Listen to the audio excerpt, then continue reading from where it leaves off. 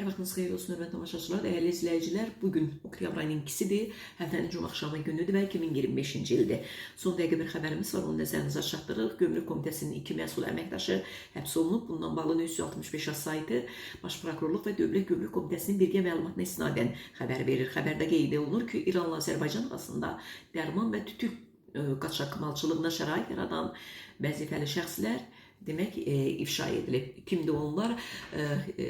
İstintaqla Dövlət Komitəsinin Bilaspor Gömrük Komitəsi İdarəsinin 1-ci şöbəsinin inspektoru Vüsal Hüseynov həmin şöbəyə təhkim olunmuş Azərterminal Kompleks Birliyinin instruktoru kinoloqu Asif Hacımuradovun Etibar Hatəmli və İran vətəndaşı Cəfər Rezeyani ilə qabaqcadan əlbir olaraq öz qulluq mövqələrindən istifadə etməklə aralarındakı razılaşmaya uyğun sonuncunun İrandan əldə etdiyi ümumilikdə 400.000 manat civarında dövlət qeydiyyatından keçməyən, o cümlədən tərkibində güclü təsir edən və psixotop maddələr olan dərman vasitələrini və aksiz markası tütün məmulatlarını gömrük nəzarətindən kənar keçirib, Azərbaycan ərazisində aidiyyatı şəxslərə təhvil verilməsini təmin etmələrinə əsaslı şübhələr yaranıb. Toplanmış ilkin sübutlar əsasında Vüsal Hüseynov, Asif Hacımuradov, Cəfər Rezeyan və Etibar Hatəmliyə müvafiq olaraq Cinayət Məcəlləsinin qabaqcadan əlbir olan bir qrup şəxs tərəfindən külli miqdarda dərman vasitələrinin qanunsuz dövriyyəsi, qabaqcadan əlbir olan bir qrup şəxs tərəfindən külli miqdarda